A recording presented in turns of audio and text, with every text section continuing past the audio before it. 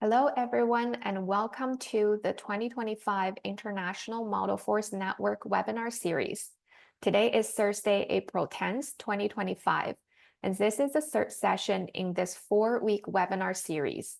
The Canadian Institute of Forestry is very pleased to partnering with the International Model Forest Network to host a series of webinars showcasing different model forests.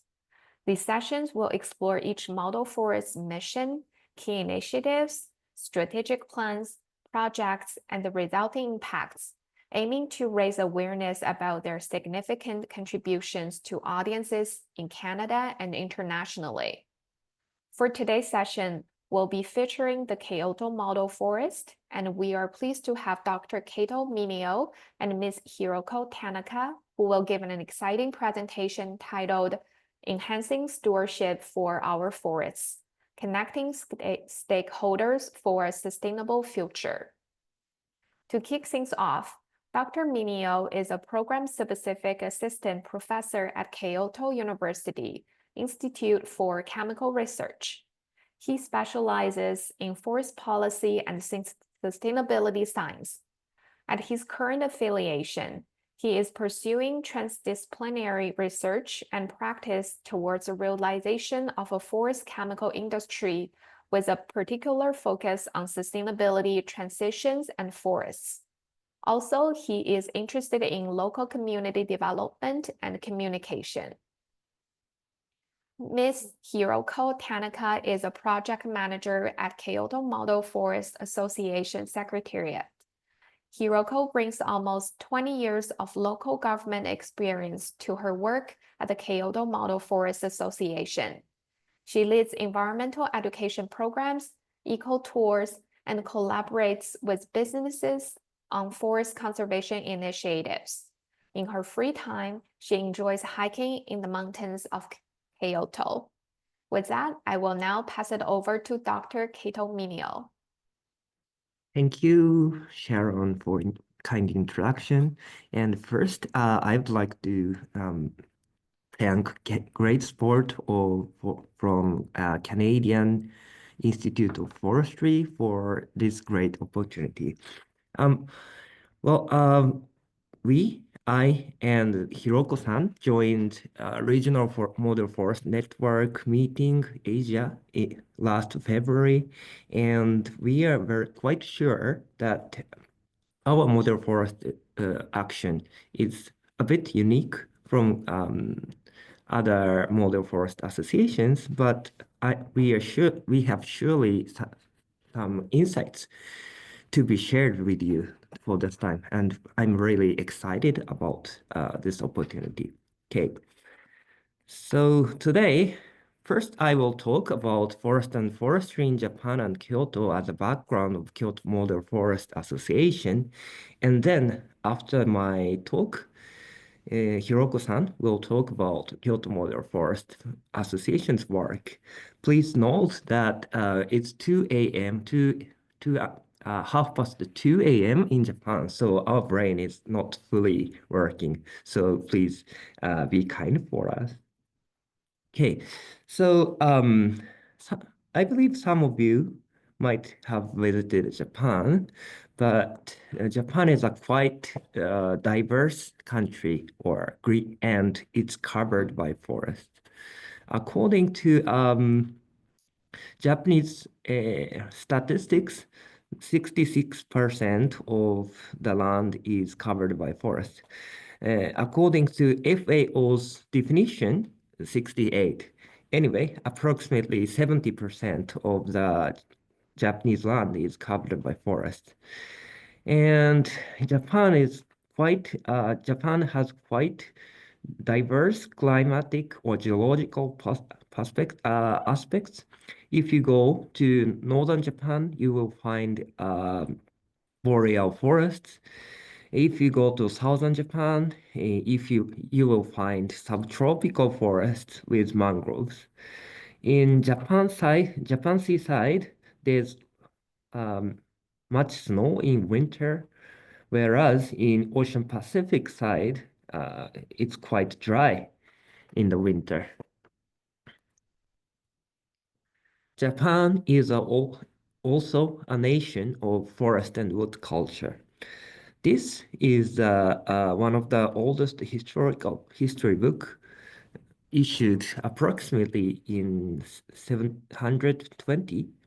In this history book, one episode that one of the god's hair changed to various tree species, and the god indicated which species should be used for which application. For example, sugi is which is a coniferous species, unique in Japan, which should be used for making ships, and hinoki is Japanese cypress, which should be used for emperor's building because hinoki, Japanese cypress, is quite strong to and suitable for build a building.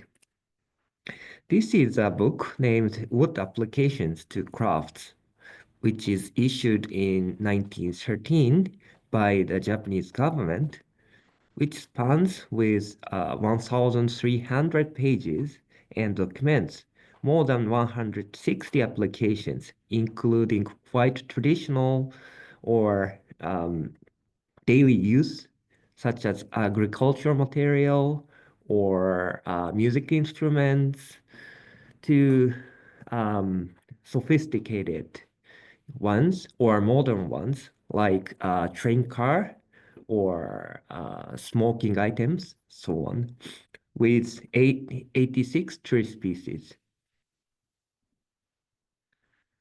Um, as some of you might know, the oldest wooden building in the world, Oryuji Temple, and the largest wooden frame building in the world, Todaiji Temple and Higashihongaji Temple, exists in Japan. Also, Isejingu Shrine, which is the head shrine of Japanese Shinto, is rebuilt every 20 years with using a much large amount of high-quality timber. Even Imperial Palace, which can be considered as the best historical building, because Emperor has been lived here, is built with timber and roof is covered by timber block. As a result, before modernization, Japan's forest cover was quite thin. This image shows Kyoto in 1819. As you can see, maybe here, almost bare land. This area also looks like very thin forest cover. This picture is ukiyo-e in 19th century, which clearly indicates like here's bare land, and here you can see pine. You know, pine grows where the soil is poor, like this. Here is the rock. Those are pictures are in 20th century. The left picture is in Yamanashi Prefecture in 1900. You can see very thin forest cover here. And this is right after World War II. Here, also you can find very thin forest cover. So before the shift of energy and materials resource from forest resource to fossil resources, overuse of forests has been problem of Japan, and shrubs and baylands were the typical land use cover and land cover. This is due because people's life was quite connected strongly with forests and woods. Those three pictures were collected from Nihon Chiri Taikei, or Japanese geology, which has been published in 1929. And all of the three pictures are part of the pages introducing Kyoto, our city. Kyoto has been capital city of Japan more than 1,000 years. And that means Kyoto has been and urban city needs energy and materials from the outside of the city. This picture shows a rural woman transporting fuel to Kyoto. This is also from some other village. And this photo shows a rural woman transporting a small furniture using her head. So more than 1,000 years, Kyoto has been supported by the forest resource in the background. Okay, so if you see Japan is 0.3% in terms of land area, but forest cover ratio is more than twice of global average. So if you see forest area, Japan has 0.6%, and planted ratio is quite high in Japan. So 3.5% of the planted forest exists in Japan. And if you see stock, approximately 1% exists on Japan, the 0.3%. But as you can see, population density is quite high in Japan. So if you consider forest resource per capita, it is smaller than global average. Again, this graph shows the land use, land cover of Japanese land. Approximately 70% is the forests, and almost 10% is farmland. But if we see GDP, only 1% is agriculture, forestry, and fishery. And 90% of them are agriculture. If you see forestry, only 0.04%. We can say it is ignorable level, but some of you might know it is quite similar to the density of carbon dioxide. It's interesting number. Okay, and so this table shows forest resource and log production of European countries which has forest more than 1,000 kilo hectare. If we see area, Japan is the second. Sweden is the first, Japan comes second, and Finland is here. But if we see the stock, Japan has the largest volume. But if we see log production, Japan is not that high, less than Czech. And if you see the flow by stock, it is the least level. This is because of the economic situation of forestry in Japan. The left graph shows proportion of forest sector in national economy. In 1960, forestry still has 2.4% of the national economy. But, you know, Japan, after World War II, Japan achieved very high economic development with heavy industries. So the proportion of forestry sector in the national economy drastically decreased in 1970s or 80s, and after 1990s, it became below 0.1%, and now it is 0.000%. This is IRR, internal rate of Sugi planted forest. As you can see, in 1965, the IRR of Sugi plantation was 6% without any subsidy. And if we consider subsidy, it was like 9%. Yeah, it's very attractive investment.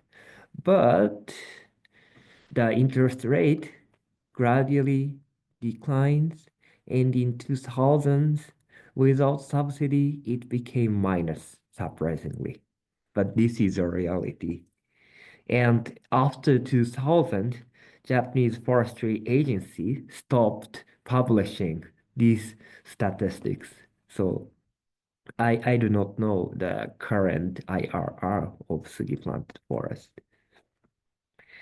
Those economic difficulty is due to economic growth, especially led by heavy industry and raise of labor cost, increase of imported timber with low price.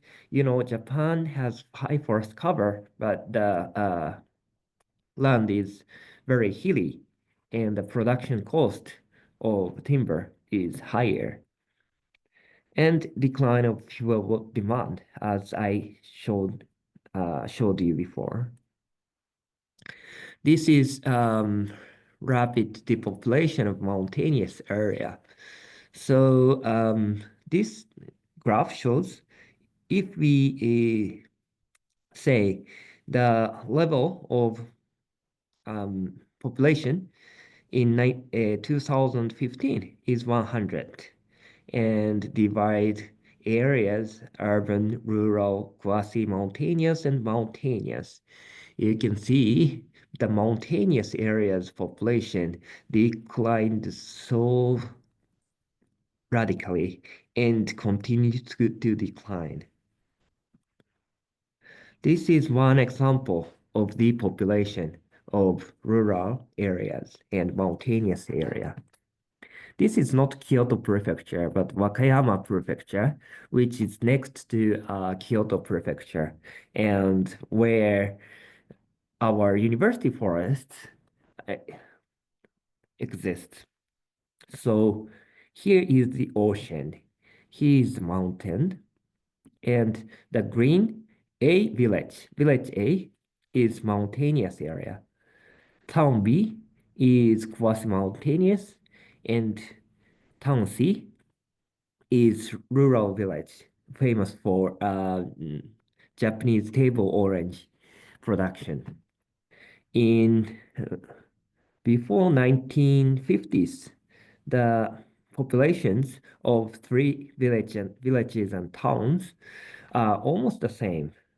But after that, you can see the village A's population declines sharply, and more than 10,000 population disappeared from this town, and the town C became almost a half, and town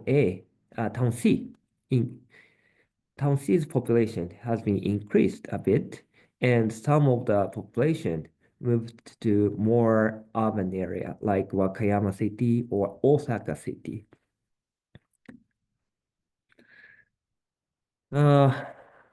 So as a result, this is the age distribution of Japanese planted forest. Age distribution of Japanese planted forest is quite biased, quite uneven. Young forest only 3.9%, and more than even in same 20 years, we can see great differences of areas, because in this period, the interest rate of forestry was nice. So, and Japanese government also promoted plantation. But after this period, Japanese government changed policy to import timber without any tax, and the heavy industry grows, forestry declines, and as a result, consequently, the age distribution of Japanese planted forest is quite biased. And this is the latest calculation calculated by Japanese government. Um, so this is the balance of 1 hectare of sugi plantation. The cost is like this, and timber income is quite less than the cost. Even if we get subsidy, some of the part cannot be paid back from the forestry activity. As a result, those are the typical landscape in the Japanese rural areas. Like here is degraded pine tree. Here is abandoned coniferous tree, coniferous planted trees, and here is damaged secondary forest because of low management level. And in Kyoto, Kyoto has been famous for young bamboo shoot production. Bamboo has been very convenient plant species for Japanese people's life, but not like tropical zones bamboo, temperate zones temperate zone bamboo expands if unmanaged. Therefore, bamboo sometimes invade forest land. This can be say before 1960s, people's life in Japan was supported by forests. People collected energy, fossil fuel, or fertilizer in terms of leaves and some other materials like timber or so on from the forest, and which was transported to urban area. Japanese culture coexists with forests. But after 1960s, people's life in Japan has been decoupled with forests. Urban area was supported by energy and materials imported from other countries, and forest has been decoupled and degraded. So before 1960s, the problem of forestry and forest has been overused. But in 1960s, the situation changed to the opposite side. Now, underuse is our problem. As a result, this is um, the carbon sequestration, or I mean, carbon balance of land use, land cover change, and forestry. And this blue indicates the carbon sequestrated by the forest. As you can see from 2003, it decreases. This is because of the maturity of Japanese forests. Not only carbon, but people's attitude toward forests and other natural resources has been in the problem.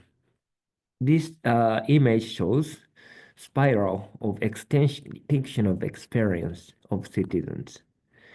If citizens lose the contact with nature, people's interest and willingness to protect nature declines, and they also lose lose opportunity and motivation to contact with nature.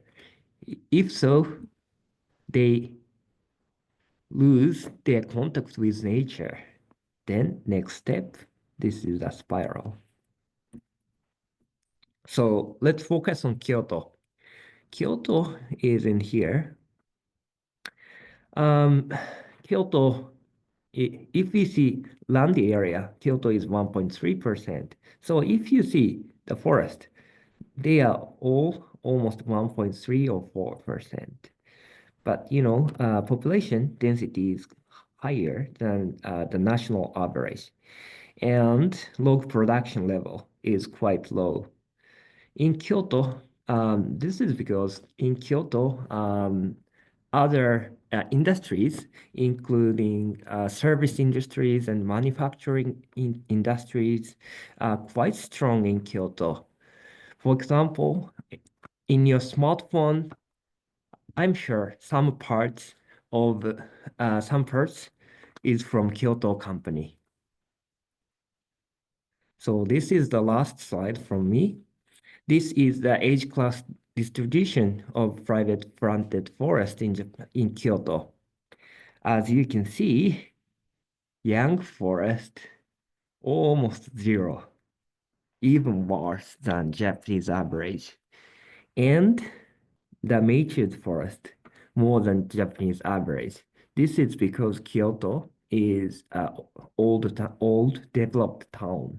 So people start afforestation earlier than Japanese trend, and due to deer damage and economic difficulties, people gave up forestry activity earlier and severe than the national average. So that's all for me. And now floor is yours. Hiroko-san, are you ready? Okay. Okay. Okay, thank you. And let me share my slides first.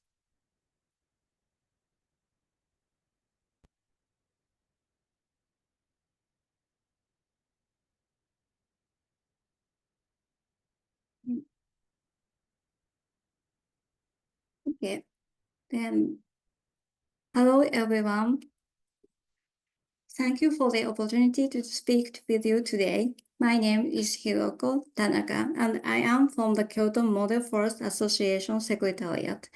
I want to introduce the specific project that the Kyoto Model Forest is currently working on to address the current issues in Kyoto that Dr. Mineo has just explained. So I'm going to be talking about our organization's key initiatives and vision, and these are built upon 5 core themes. 1, roots and background, our foundation and history. 2, corporate actions, how we connect the local communities with corporations. 3, community empowerment, with how we think it's vital to encourage community support for our forests. 4, public engagement, how we invite wider stakeholders to our initiative. And finally, 5, future stewardship, which is our long-term vision. The Kyoto Model Forest area, aligned with the prefectural administrative district, encompasses a population of around 2.5 million. While the prefecture features urban areas, notably Kyoto City, a global tourist destination, forests occupy approximately 75% of the region. This parallel existence of urban areas and historic forest communities creates both unique challenges and opportunities for sustainable forest management. As Dr. Mineo has already highlighted, Kyoto's forests face significant challenges. Specifically, many planted forests dominated by Japanese cedar and cypress suffer from a lack of necessary management. Due to the reduced use of Satoyama, natural ecological succession is favoring shade trees. This progression, alongside the considerable damage inflicted by deer, is causing a serious impact on the ecosystem. Additionally, the unchecked expansion of abandoned bamboo forests causes a serious problem. These challenges directly impact the local communities. To address this critical situation, the Kyoto Model Forest was established. In 2002, Dr. Fushio Ozawa, former president of the National Forest Agency, introduced the model forest concept to then Governor Keiji Yamada. Subsequently, the Kyoto Model Forest Association, KMFA, was formed in 2006. To further its reach, they invited the then president of the Bank of Kyoto to assume a leadership role, engaging Kyoto's business community. In 2011, KMFA joined the International Model Forest Network. What makes Kyoto's model forest unique is its broad membership, extending beyond traditional forestry sectors. With 189 members, including private companies, local governments, and civil groups, we acknowledge the forest as a shared resource. We call our initiatives, which aim to achieve sustainable forest management through the broader participation of stakeholders, the Kyoto Model Forest Movement. This movement promotes sustainable forest management through collective efforts. This map highlights the wide range of organizations involved in forest management, encompassing corporations, organizations, and universities. These entities each contribute to the Kyoto Model Forest Movement. Their support, which includes both financial contributions and hands-on participation in forest stewardship initiatives, creates a robust network that enhances our collective efforts to maintain and revitalize Kyoto's forests. To ensure cooperation among stakeholders, we have signed memorandums of understanding on forest utilization and conservation at each site. These agreements establish clear guidelines for how organizations can collaborate to achieve sustainable forest management. This framework is vital for fostering partnerships that benefit both the forest and the local community. The key components of the memorandums are as follows. It ensures long-term continuity, which is crucial for project stability, especially during personnel changes or economic fluctuations. It guarantees community alignment, ensuring corporate activities are compatible with local preferences. Consequently, forest types are preserved, value-driven maintenance practices such as thinning are implemented. Furthermore, initiatives that improve accessibility like walking paths enhance community engagement.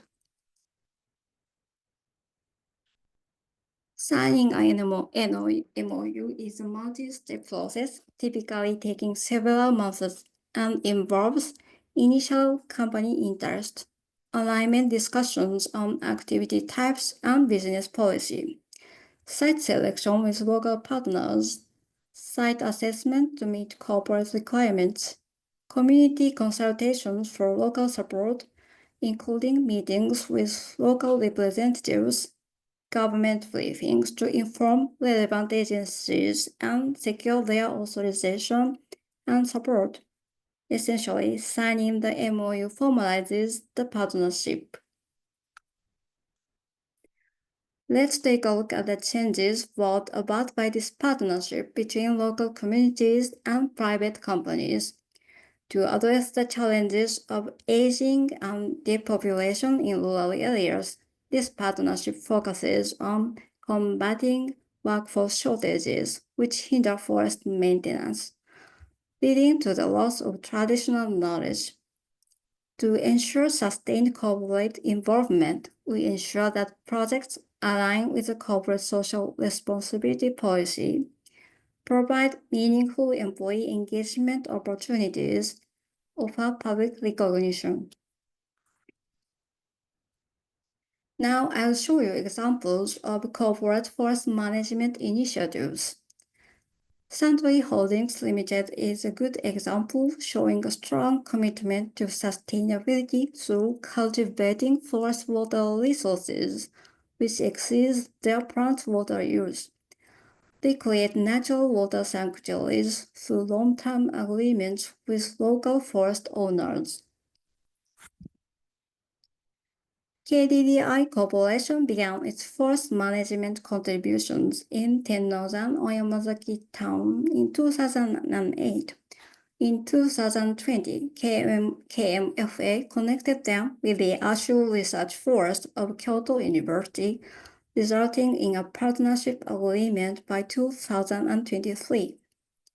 KDDI now integrates its ICT expertise into these efforts. These images illustrate the company's committed involvement. In 2017, Schooling Holdings started their ongoing collaboration with the local community. This partnership includes an active participation in forest management and local agricultural initiatives, demonstrating their commitment to community engagement. They also collaborate with the Kyoto Biodiversity Center. These activities strengthen the relationship between the company and the community.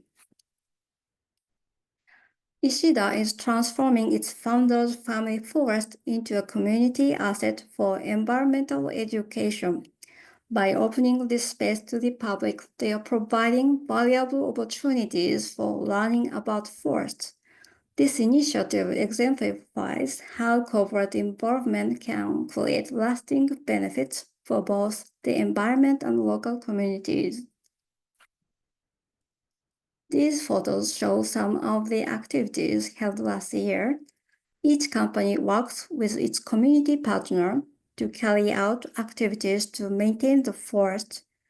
During 2023, over 2,300 employees actively participated in this initiative. We support their activities in collaboration with local governments and other experts.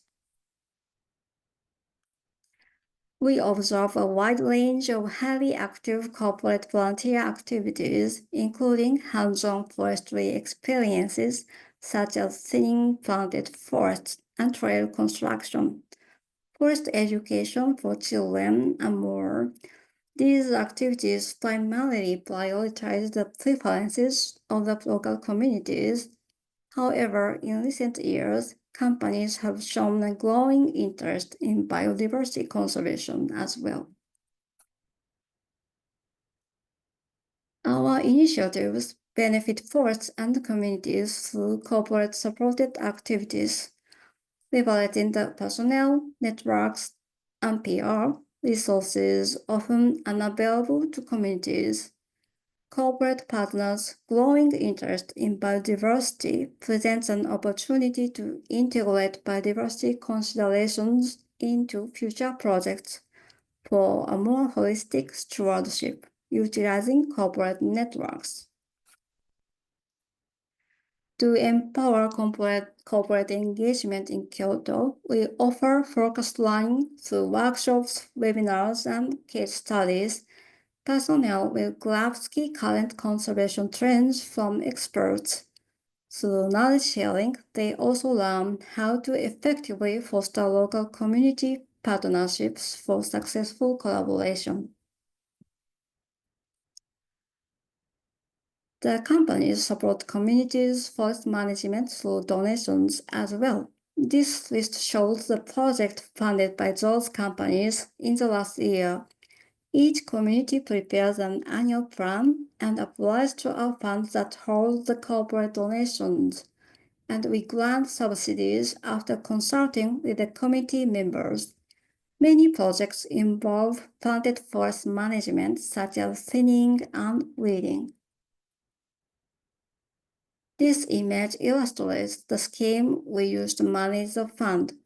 After consulting with the committee, we provide grants from corporate donations to applied projects based on an annual plan that aligns with local needs. By ensuring transparency and expertise, we guarantee the reliability, crucial for companies making donations. This table lists the result of our first carbon absorption certification in the last fiscal year. This program is authorized by the prefectural government, and it estimates the annual carbon absorption through forest management funded by those organizations and companies. Admittedly, these figures are very modest right now, but it is designed to provide a tangible way to recognize and incentivize their contributions. Now we will shift our focus to local communities. In Japan, forests are deeply intertwined with community bonds, often viewed as a generational inheritance. These forests are cared for collaboratively, fostering a strong sense of responsibility and belonging, the very essence of stewardship. Since 2013, our projects with communities have engaged over 100 community groups in taking charge of local forest maintenance.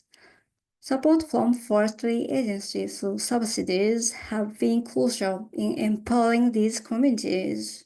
We offer safety training and expert advice, ensuring that these groups are well equipped to manage their responsibilities effectively. To facilitate community-led care for local forests, groundwork must be laid for local groups to engage in maintenance activities. This includes the removal of hazardous deadwood or fallen trees due to typhoons, thinning overgrown bushes, and bamboo control. By empowering local groups, we can revitalize these ecosystems and promote sustainable land use practices. This slide illustrates our donation-funded, community-managed initiatives. Local groups independently lead these projects. Funding is provided by West Japan Railway's loyalty program. Members can select the environmental conservation program they wish to support, including KMFA. We then use these donations to subsidize forest maintenance projects undertaken by communities within the model forest. Educational initiatives led by communities are vital for passing down local knowledge about forest management. KMFA supports these efforts through funding and subsidies, enabling citizens and community groups to conduct forest education programs. This approach not only enhances community engagement, but also fosters a deeper appreciation for local ecosystems among future generations. Appreciating our local forests requires reaching beyond forestry sectors. Public engagement through educational tours and seminars is vital for raising awareness and encouraging active citizen participation in protecting Kyoto's forests. We are working to bridge the gap between the public and our forests by highlighting the profound cultural ties Kyoto shares with its natural landscapes. This helps us underscore the importance of local forests. Finally, I'd like to highlight our initiatives for future generations. Since 2016, through one of our funds, we've provided forest education to over 4,000 children. We engage with schools, nurseries, kindergartens, connecting them with experts and local community groups. We focus on expanding our impact and effectiveness in educating future generations. Private companies and organizations are also collaborating on projects for children. Through these local partnerships, we are committed to fostering future stewardship by instilling a love for nature in young people. Thanks to corporate donations, over 2,000 children had learned about forests by March 2025. These are some of my favorite photos from the project for children. With increasing urbanization and shifting lifestyles, children are losing their connection to forests and nature. Reconnecting them is invaluable, benefiting both the children and the forests.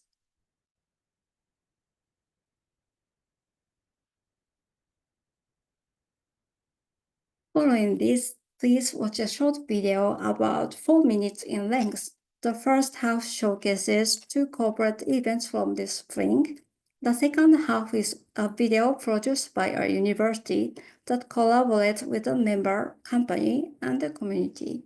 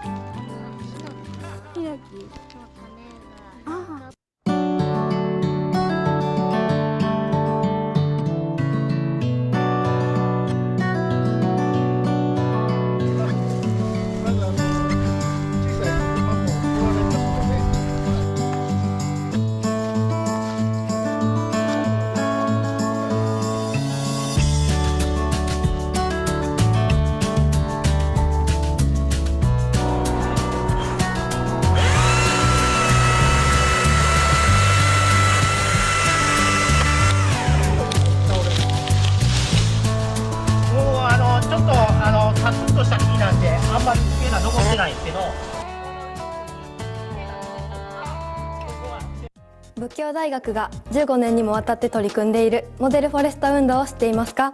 モデルフォレスト運動とは、森林保全、景観保護、森林の生態系の健全性維持、観光などの経済活動の増進を目的として、森林をサステナブルな方法で管理する活動です。仏教大学は三共世紀株式会社、宮脇ビリー、公益社団法人京都モデルフォレスト協会、京都府南丹市と連携協定を締結し、美山町宮脇地区のつながりの森を中心に活動しています。活動当初の2008年頃は台風により荒れた山でしたが、継続的に活動を行った結果、現在は山の中腹から美山の景色を楽しめ、紅葉や新緑が間近で楽しめる遊歩道のある山に姿を変えています。モデルフォレスト運動は年間3回実施されており、つながりの森での植樹や間伐、木の看板作り、遊歩道の整備、置物作り、薪割り体験など森林に関するさまざまな活動が行われています。特に京都府は区域の 75% を森林が占めるそうです。地球温暖化や災害の防止など多様な役割を担う森林を一緒に楽しく作りましょう。初夏、秋、冬の活動日ごとに参加者が募集されますので、気軽に周りの友人を誘って参加してみてはいかがでしょうか。私も最初は友達と参加しましたが、今では美山が大好きになりました。たくさんのご参加お待ちしています。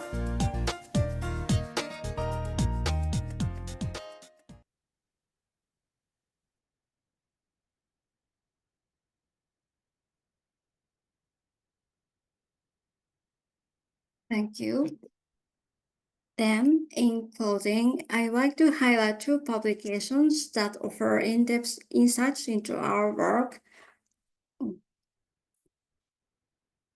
On the left, we have a study conducted by the University of Saskatchewan, and on the right, a publication developed in collaboration with the International Model Forest Network. I'd like to thank both organizations and everyone involved for their contribution to these publications. This concludes my presentation. Thank you for your time and attention. I hope you have gained some insight from our approach to getting a broader audience interested and involved in forests. I welcome any questions you may have. Thank you. Thank you, Hiroko and Dr. Mineo. Before we move on to the Q&A session, I'm going to launch a post-webinar survey. Just one sec here.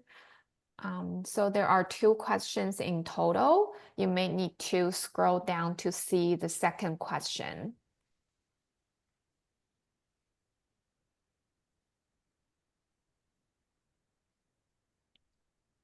Okay, so we have 1 question in the Q&A pod. Thank you very much for this highly interesting and informative presentation. Congratulations on your tremendous success. Japan has a long forest culture. What are the challenges for promoting the forest culture among Japanese youth in the big cities? Shall I answer or Hiroko-san? Maybe I answer first. So thank you for the question. As I show in the presentation, currently the people's attitude, especially people living in the big cities, in the apartment, very high-stage building, they have quite few experience to communicate or to play in the natural, outside. And so people do not like insects, people do not like muddy, they consider it dirty. So maybe what my answer is, there is no one-fit-all solution, but we need to increase opportunities to, touch with the nature. I don't say some concrete answer, but from the wood, from insect, or carbon neutral environment, anything is fine. And to approaching young generations might be effective because parents' attitude will not change if we approach directly to the 30s, 40s. But if we approach to their kids say, oh, let's go to outside. So that might be one option. So that's the answer from me. Hiro, would you want to add any comments on this? Thank you. Yeah. In terms of the challenges, I realize that many parents' generation also have already less experience exposed to nature compared to the previous generation who are mostly taking care of the mountains. And so young children also has a few little connection with nature. So we are trying to reconnect them with nature with collaboration with our stakeholders. So it's almost falling into a vicious cycle, as Dr. Mineo suggested. So we are trying to change the situation. Thank you, Hiro and Dr. Mineo. I also have a question for Hiro. What are the main challenges in engaging local communities in forest maintenance efforts? Yeah, I would say maybe Dr. Keito was also aware, but now aging population is the most challenging issue because now they are almost 70 or 80 even. And 10 years ago, it was slightly different, but nowadays they are getting older and older, and few younger generation join their maintenance activities. So that's a huge problem for us. I see. Do you want to add any comments, Dr. Mineo? Yeah, I agree with her. I would say in 70s they can enter forest and they can teach how to manage the forest. But in 80s it's more difficult. In 90s almost impossible. So when I was a student, 10 years ago, they were the average age of the active community member was like 60 or 70, but now 70 or 80. So it's very severe. Yeah, I see the challenges here.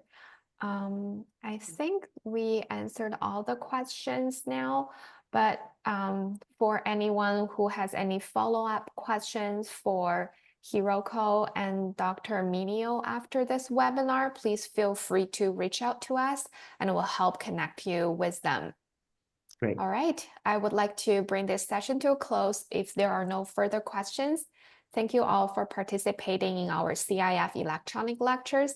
And once again, thank you very much to Dr. Mineo and Hiroko for the great presentation. Bye, everyone. Thank you very much. Thank you.